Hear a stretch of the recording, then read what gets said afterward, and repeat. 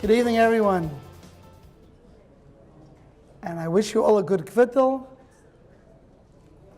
a beautiful Hoshana Rabbah. And I want to jump right into a very, very difficult and complicated subject. The subject is called Sukkot. Sukkot is very tough.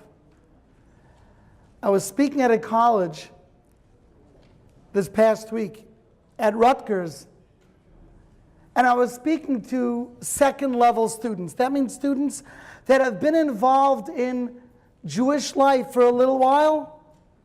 And I asked them how many of them had heard of Sukkot. And in an entire room, maybe two did. And then I asked them, does anyone know what Sukkot is all about? And none of them did.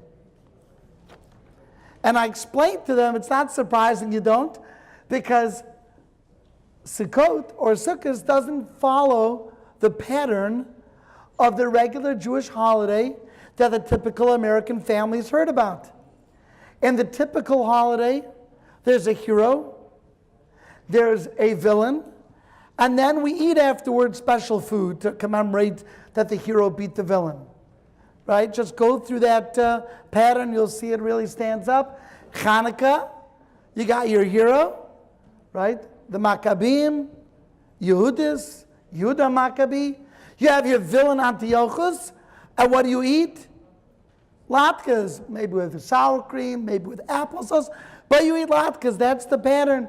Pesach, you got your hero, Moshe, you got your villain, Paro, and what do you eat? Matzah. Purim, you got your hero, Mordechai and Esther, you got your villain, Haman, Achashverosh as well. What do you eat? Haman Tashin. So anything that follows that pattern, it's a very Hollywood kind of a pattern, and ends in good, distinct food we know about. But in Sukkot, there's no hero, there's no villain, and there's no special food. So why should they have heard of Sukkot? You think about that, it's really interesting. So the truth is, it is not just the typical American student that hasn't heard about Sukkot.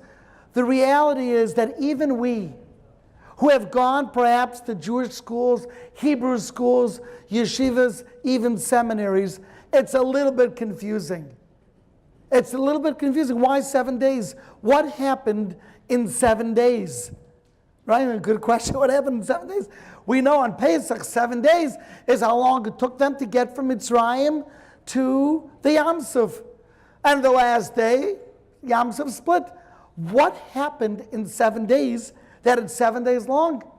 Is that an obvious question? The whole Sukkot is very confusing. So what I want to do today is I want to demystify Sukkot and maybe in the process make it interesting enough that from this Sukkot and on, Sukkot will have a totally different meaning for you. Okay, that's my goal. It's a big goal. I don't have that long to speak, so let's see if we can accomplish that goal. And what I want to do is I want to tell you a story that happened to me Erev Yom Kippur this year. So this story is all of 2 weeks old, a little bit less. Erev Yom Kippur, I'm driving home, Suda Mavsekes, have to go, gonna go to the mikveh, go get ready, do shlag kaparas with my kids. And I'm driving and I had to deliver something. So instead of driving my usual car, our family has a 15-passenger van. Thank God I've got 11 kids and believe on our grandkids as well. So you need lots of room. But it's very helpful to schlep cargo. And I brought my daughter with me. And we went to schlep this cargo. And as we are driving back up Saddle River Road, really near my house, the red and blue lights flash.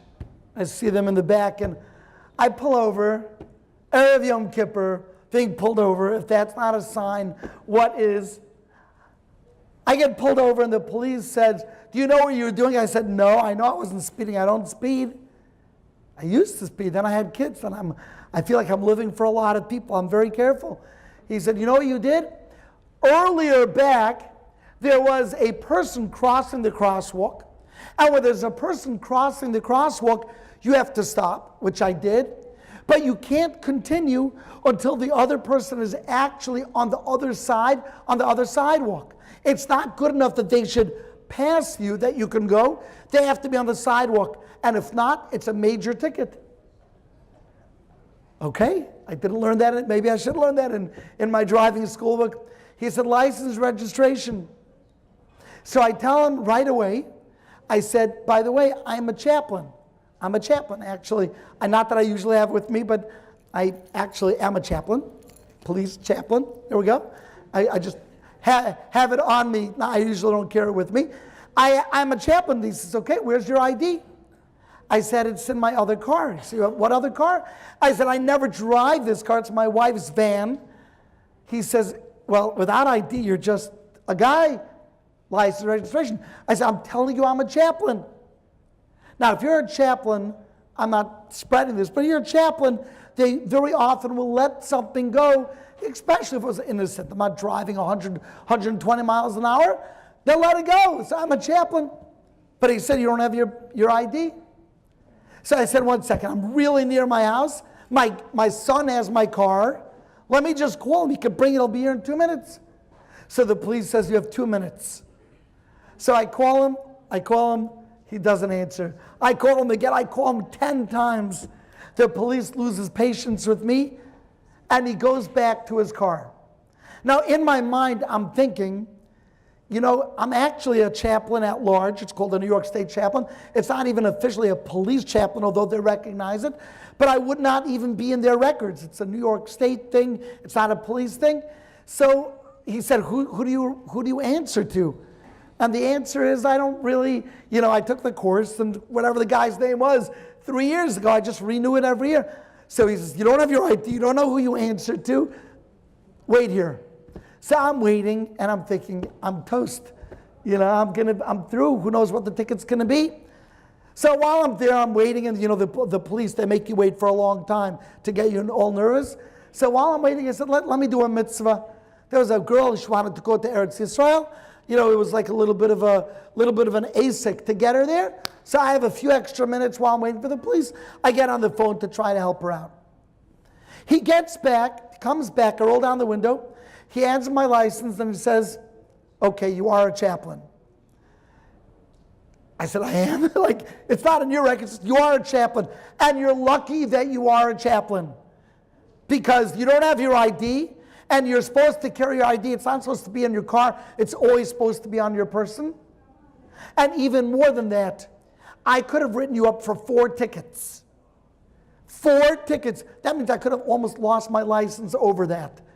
4 tickets, endangering the welfare. Like he could have, and he said, we're really cracking down in New Jersey. It was right before New York at the border. We're really cracking down. But you're a chaplain. Next time, have it on you. And drive away. And I turned to my daughter, I said, I don't know how that happened. Like, it could not be in his records. It's a different department. And I didn't even have it on me. And whatever it was. That evening I was in shul and I was leading the minyan. And I told the kehillah, listen to me. We come in front of HaKadosh Baruch Hu and we say, God, I've done a lot wrong. And God says, I know you have. Hashem says, I know. But I turn to Hashem and I say, yeah, but you know who I am? You know who I am? I'm among the Bnei Avram, Yitzchak, and Yaakov. I'm a chaplain. I got Avram, Yitzchak, and Yaakov. I got pedigree. I got yichus. And Hashem says, where's your ID? You don't look like Avram, Yitzchak, and Yaakov. You're chesed, you're tefillah, you're tzedakah. You don't look the part. Where's your ID? And I say, I know I don't look like it, but I am. Trust me, I am. And HaKadosh Baruch Hu comes back to us and says, Taka, you are B'nai Avram, Yitzchak, and Yaakov. And I will be Moichel you. You know why? Because I love you. But you should be aware, It's not one ticket, it's many tickets. There were many things that you did wrong this year that you're not even aware of that I'm going to forgive. But be aware, next time, have your ID on you. Next time, look like the Bnei Avram, Yitzchak, and Yaakov. Here is the idea. It's a profound idea. It's a simple idea. And after you hear it, you're going to wonder how you ever missed it. This is Sukkot. It's HaKadosh Baruch Hu saying, my dear, dear Klal Yisrael, you have a long winter ahead of you, and you can get a little depressed. You don't have a Rosh Hashanah and a Yom Kippur coming up. You've got months and months with no major holiday. You got a Chanukah in between, which is not an official Yontif. Nothing until Pesach. And you may think that we're going to grow distant in the cold winter. You may think I've done bad things. You may think I need mechila. Says Hashem, listen to me, mein Kinderlach. I love you. And I will not let you get depressed. I will not let you get down on yourself. I will not let you knock yourself around and say, I'm so bad, and Hashem's not really moichel me, and I've got so far to go, and nothing's changed. You're wrong. You've got ID on you. You're the Bnei Avram, Yitzchak, and Yaakov. So when you mess up, remember that I love you. I want to tell you that every yontif is a fill-up station. I'll explain to you what I mean. When you have a yontif, when you have a holiday, the message of the holiday is supposed to then carry on until the next holiday. So the first holiday that we have is Pesach. The message of Pesach is freedom. So here we are. It's spring. We understand that HaKadosh Baruch Hu freed us not to frolic at the beach, not to go wild, but Hashem freed us. Why? To be avodim to Hashem. To serve Hashem. Pesach is freedom. That's the lesson. So the fill-up is Pesach, and then after you filled up the gas tank, then you've got that feeling of freedom. And that's supposed to carry on until Shavuos. In Shavuos, what do you fill up with? What do you fill up with on Shavuos? You fill up with on Torah. Matan Torah. You fill up on the appreciation that Hashem gave you Torah. You have a long summer coming up. You have a big summer vacation coming up. Fill up on Torah. What do we fill up on Sukkot with? What gets put in the gas tank? Anyone? What gets put in the gas tank? The answer is simcha. You're filling up on simcha for the rest of the winter. You've got a long winter ahead of you. You have to fill up with joy so that that joy will last throughout the winter. Where does that joy come from? The Rambam says, the joy of Hashem is synonymous with Hashem's love. When you know that Hashem loves you, you get filled up with joy. And that's the feeling we're supposed to get come this Sukkot. The feeling that Hashem loves me, even though maybe it wasn't my best Rosh Hashanah. It wasn't my best Yom Kippur. Let me explain this a little bit deeper. It's going to get sort of deep, but I think we can handle it, even though it is close to midnight. Why do we have 7 days of Sukkot? I asked that question before. So the Arizal says, the 7 days of Sukkot are connected the 7 clouds, the Ananei HaKavod. There were Ananei HaKavod, there were clouds that surrounded the Jewish people, and the 7 clouds are remembered through the 7 acts of love, through the 7 days of Sukkot. Now I have a question for you. If you're surrounded, how many clouds does it take to surround you? Count. 1 to the right, 1 to the left. Right, 6. 1 to the front, 1 to the back, 1 to the top, 1 to the bottom. Why did there have to be 7 clouds? Where's the 7th cloud? Where is that 7th cloud? The answer is it's in you. Hashem surrounds you on top, on bottom, on the sides, but the main part, the main cloud is within you. As a person, Hashem is saying, I love you. This is why we have 7 Ushpizin. What are the Ushpizin? The Ushpizin are 7 days, 7 of our ancestors, our grandparents, that we say are our ID. So when we welcome Avram, who gets to welcome the president? Somebody who's close to the president welcomes the president. When we welcome Avram, Yitzchak, and Yaakov, what are we saying? Avram's our Zayd. Of course we're going to welcome him. Of course we're going to welcome Yitzchak. Of course we're going to welcome Yaakov. They're our grandparents. What are we doing? We're flashing our ID to Hashem, and we're saying we're welcoming the Ushpizin because they are our grandparents, and therefore even when we mess up, you still love us. That's the message of Sukkot. So you've got 7 clouds that surround you that are the love, and the 7th one is in you. You have the 7 Ushpizin, and then you yourself are able to invite them as your Zaydas. You take the lulav and you shake it 6 sides, and who's the one who shakes it? You're the 7th one. You're number 7. 6 sides, and you being number 7. It is you telling Hashem, I know you love me, even though I may not have had the best Yom Naroim. That's the message of Sukkot. And in case we forget it, the 7th day, which is coming up, or the 8th day, which is right after Sukkot, is called Shmini Atzeres. And we have Shmini Atzeres because it's called Kasha Elai Predaschem. We say it's hard for me to leave you. It's almost like the grandparents. When the grandchildren are about to leave, the grandparents say, please stay a little bit longer. I'll put out some good food. I'll make it good. Stay a little bit longer. There's no special simcha. There's no special anything that we do except love Hashem. And that's the message through the winter. So let's recap, and then we'll go a little bit further with this. We have Sukkot. HaKadosh Baruch Hu says, I love you, and I prove to you that I love you by putting you in a sukkah. We'll speak about that in a moment. I prove to you I love you by putting you in a sukkah, and therefore, I'm going to ask you to remember that I love you, and then throughout the winter, when you feel down, remember that my love will hold you not just till the next Rosh Hashanah, the next Yom Kippur, but my love is able to forgive you even when you haven't forgiven yourself. So it's a very interesting thing.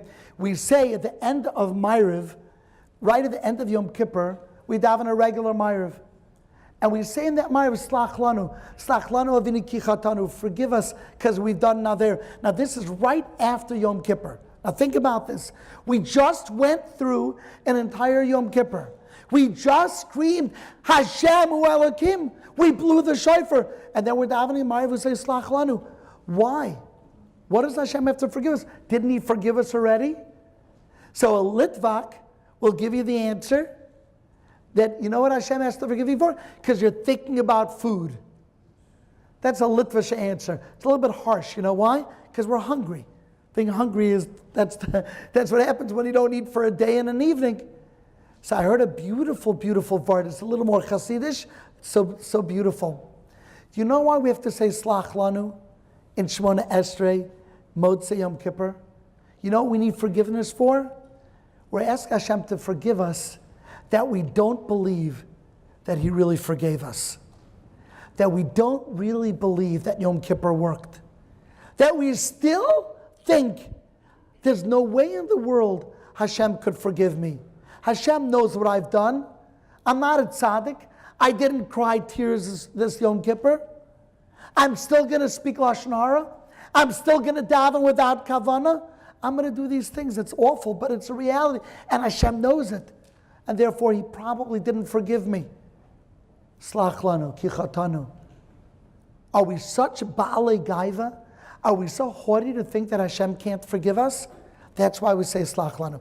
So, in order to understand this on a deeper level, let me explain to you how love works. There's an old, it was not so old, it was a story in the press in India. I don't know if the story is true. It's a weird story. The story goes like this. There was a guy who was dating a girl, and they were dating each other, and it looked like it was going to go somewhere. And one day it was near the end of the date, and they already had strong feelings for each other. And then the girl says, you know what, pull over to the side of the road. So he pulls over to the side of the road, and he says, what is it? He says, you know, I know it looks like it was about to happen, and we even said we loved each other. We said we loved each other, and we really felt that we meant it. But I feel like I'm not feeling it anymore. So I think I have to end it. And the guy with a tear in his eye, it's not a Jewish story. The guy with a tear in his eye, she's breaking up with him. He takes out of his pocket a little note and hands her that note. And right after he hands her that note, there was a drunk driver coming from the opposite direction. And the drunk driver swerves out of control and sideswipes the car and smashes right into him and kills him on the spot. She miraculously does not die. She's injured, not that badly. It was a very sad funeral. And after the funeral, when she's trying to compose herself, she reaches into her pocket and she sees this note that he hands her right after she broke up with him. She opens up the note, and in it was one line that he had written. And the line said, I would die without your love. Now, this is a story. It's from the India press in India. Very dramatic story. Without your love, I would die. That was it. But that's not the way Hashem works. Hashem does not work that when we feel, oh no, there's no love, bam, comes a car and you're finished. Hashem's actually quite the opposite. And Hashem works with us exactly the way mature love works. Let me explain to you how mature love works. When we love somebody, when we want to be in a relationship with them, when we want to choose somebody to marry us. So there are 3 steps. These are the 3 steps of love. Step number 1 is called respect. You can't love somebody you don't respect, right? It's one of the reasons that within the Orthodox community, you don't have little teenagers, young teenagers dating. You know why? Because I always skip that step. They skip the respect step. And you can't skip respect. You have to know what it is about them. The fact that they're cute or handsome or pretty is not enough. Who are they? What do they stand for? Respect. It's huge. Nachon? It's big. Respect. If Albert Einstein's wife says, I don't know, math, schmath, science, schmeins, I don't know, but I love his hair. Is that good enough? Of course not. You're married to Albert Einstein, you have to know. Right? You have to respect that fact. When you love somebody, you respect. Well, if you want to love somebody, you have to respect them. What do they stand for?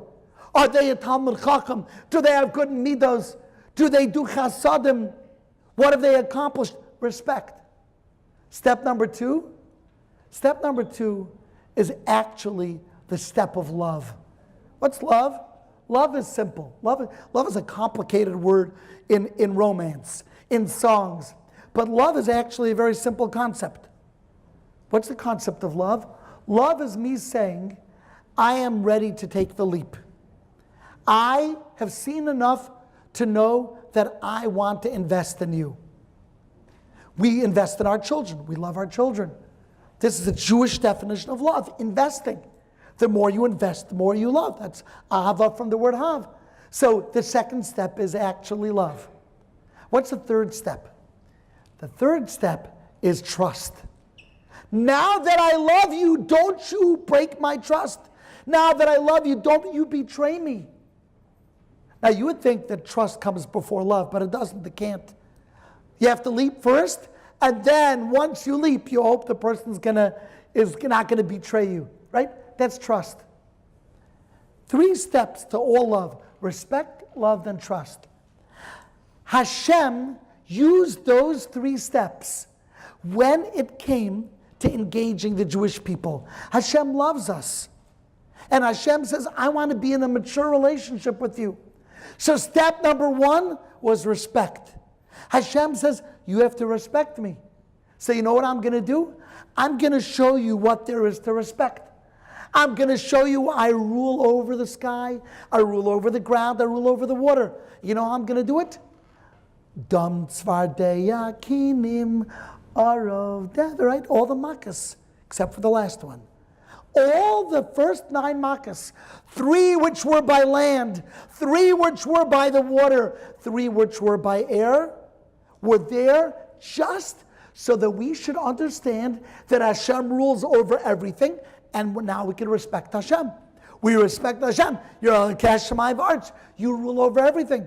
So step number 1 of the relationship is respect. First 9 makas. Step number 2. What was step number 2? That's the love. That's the getting down on one knee and saying, will you marry me? That's the proposal. That's the love. I choose you, you choose me. When did that happen? That was Makas Bechoros. Makas Bechoros was a totally different Makkah than the first 9. Completely different. The first 9 were just about respect. The last Makkah was the choosing. That's the choosing. So who chose who? Well, first, we chose Hashem. So what do we have to do? We have to take every other avodah zarah, especially the sheep, which was the avodah zarah of the Egyptians, and throw them out. No, I choose nobody but you, Hashem. And what does Hashem say back? Then I choose you, right? You I choose. I will be pasach al batei bnei Yisrael. You I will kill. Your bechoros I will kill. You I will not. You I choose, you I do not. It was the makkah of the choosing. Makkah's bechoros is the proposal. It's incredible. There's a lot more to be said about this. I don't have the time.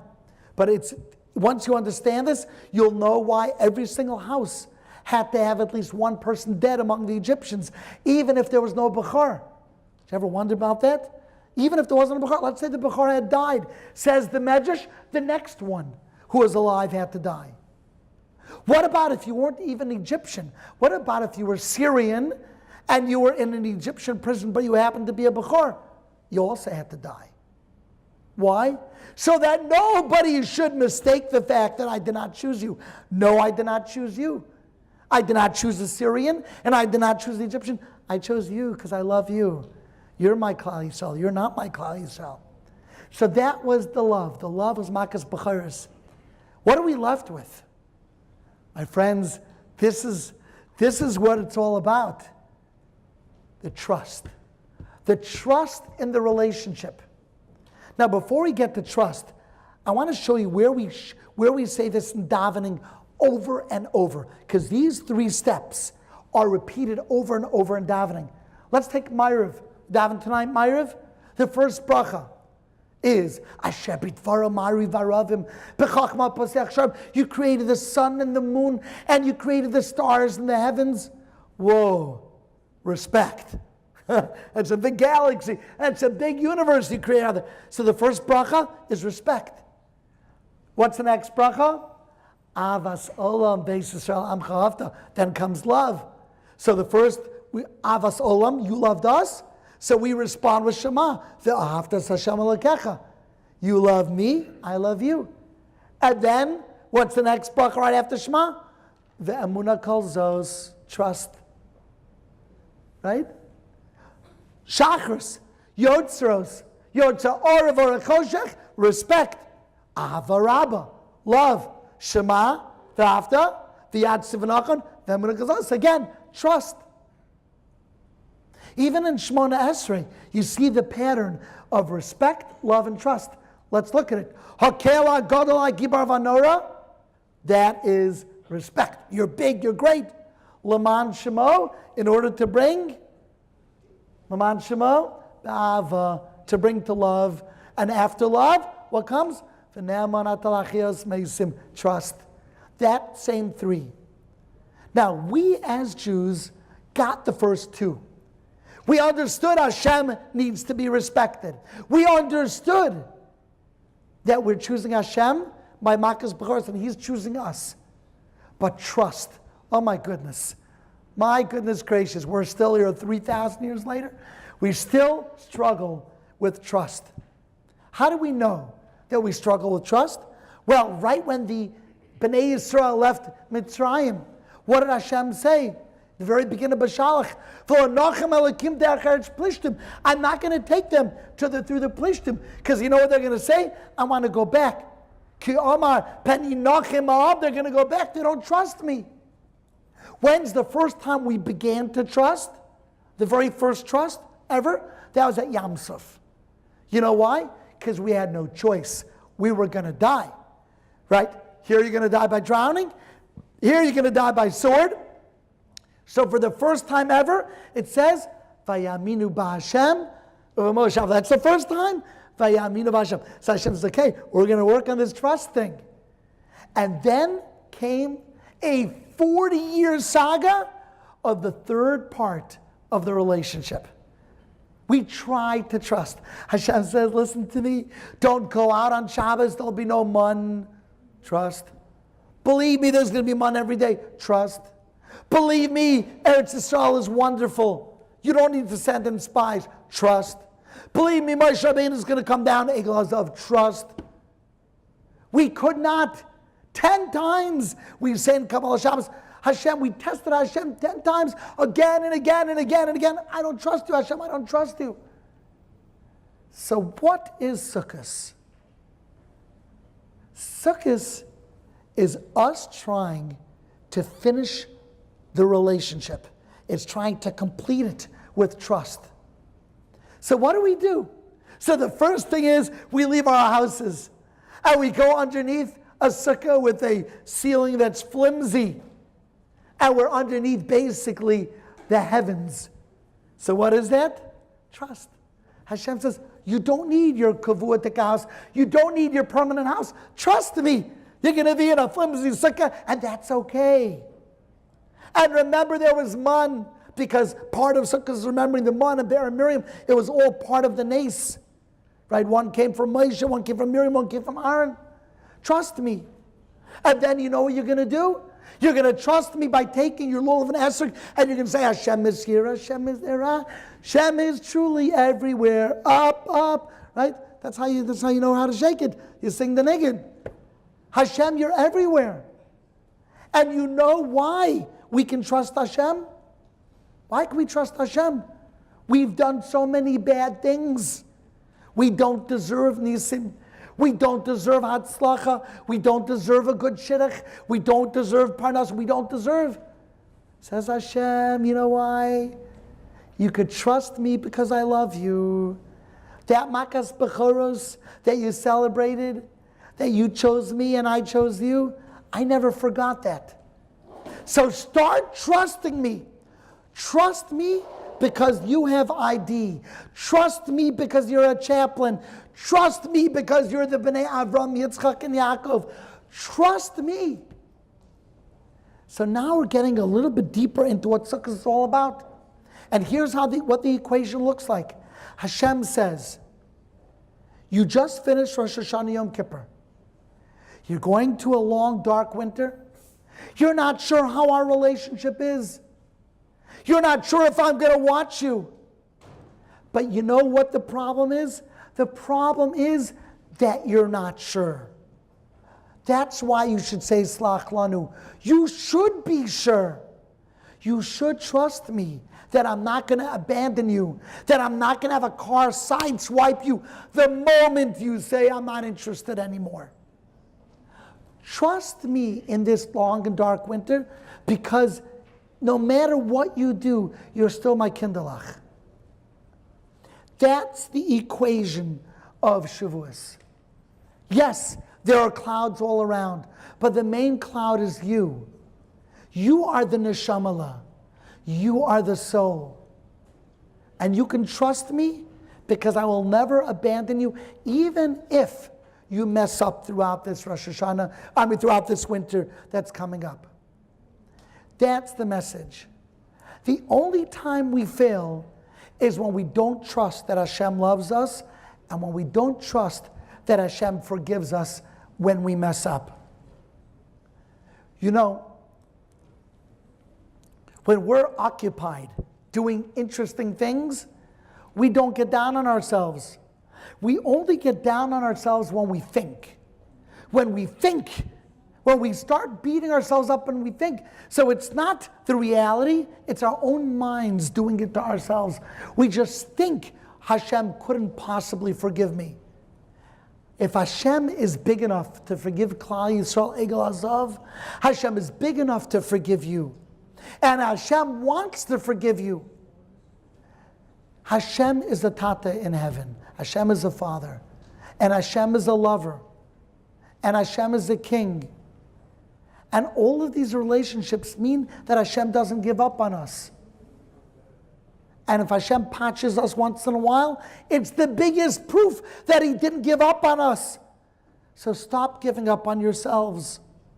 Stop thinking that this Rosh Hashanah Yom Kippur didn't work. Tonight is Hoshana Rabbah, the last chance. But what does that mean, the last chance? So according to what we're saying now, you know what it's the last chance for? It's the last chance to realize that Hashem really does love you enough to forgive you. It's the last chance for you to say, Hashem, I trust you that you forgive me. And I'm not going to beat myself up. And I'm not going to allow atzvutz and yiush to lead me down a dark path. Because that's all it wants to do. All yiush wants to do is make you not cling to Hashem because you convince yourself that Hashem doesn't love you anymore. Hashem does not give up on anyone. You know, there's a song. It actually comes from the words of Reb Nachman. Beautiful, beautiful words. You all know the words. Kala olam kula, gesher tzar ma'od, v'ha'ikar lo lefachid klal. And the words mean, the world is a narrow bridge, and the main thing is, don't be afraid. So, most people, when they hear these words of Reb Nachman, the way they explain it is, the world is a narrow bridge. But don't be afraid, you'll be able to cross the bridge. Don't be afraid, it's narrow, but don't worry. But I always looked at it a little bit differently. And maybe there's emes to what I'm saying. The world is a narrow bridge. And it's so narrow, sometimes it's so narrow, you're going to fall off the bridge. You're actually going to fall off. And even when you fall off, don't be afraid. Even when you fall off, even when you think that you're finished, the bridge was too narrow, Hashem. I couldn't do it. Hashem says, I know I made that bridge. It's so narrow. But guess what? I can catch you also. Who says the only way to catch? Who says the only way to get to the other side is through the bridge? I could take you in the palm of my hand and gently put you on the other side. The world is a narrow bridge. You're going to fall sometimes. You're going to fall off the bridge. V'ha'ikar, the most important thing in the relationship is lo lefachid klal. Don't have any fear. Even when you've fallen, even if you fall during this winter, even if the commitments that you made on Rosh Hashanah Yom Kippur don't seem to be matching your actions, lo lefachid klal. Don't be scared. Hashem still loves you. Hashem believes in you because you've got ID. You've got the idea of Avram, Yitzchak, and Yaakov. I'll finish with a story. There was a taxi driver, and the taxi driver, it was the end of his shift. It's a very, very late night call, and he was feeling a little bit restless. He really wanted to get home, and he stops at his final destination. This person had called, and he's there outside, and the person's not coming. And he's going to honk or he's just going to drive away. Sometimes taxis, they wait a little bit and then they drive away. But for whatever reason, the taxi driver decided he'll knock. It's the last one. He gets out of his taxi, knocks on the door, knocks again.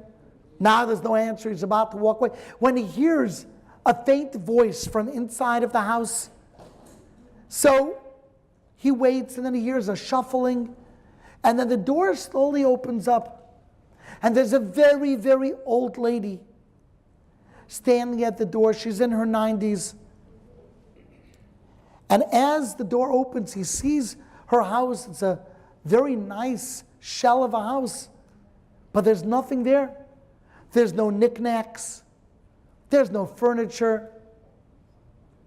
There's a few boxes with picture frames and old black and white pictures and little glass jars, a few boxes like that. But the house is pretty much empty. And this old lady, she's got a suitcase. And she says to the taxi driver, "Excuse me, dear, would you help me with the suitcase?" And he says, "Of course," seeing a lady so frail, "of course." So he takes the suitcase, puts it in, and then he comes back and he helps this lady. And the door closes, and she walks very, very slowly towards the taxi. And she comes in, and she says, "Here's the address that I have to go to. Would it be okay if you could go the downtown route?" He said, "Downtown? It's much, it's longer. I could take the highway instead of going." He said, "Why would you want to go downtown?"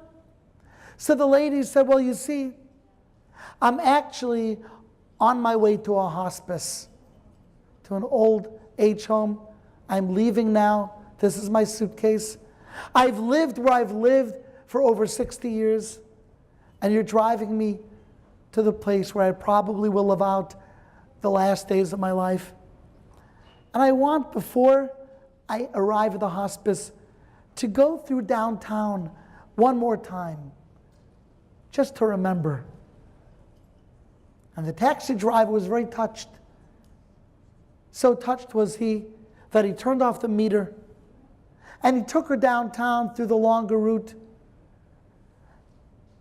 And as he's taking her, she says, "Oh, this is the hall that my husband and I got married in 70 years ago. Oh, and that's where we had our first, that's where I had my first job. Here's where we had our anniversary."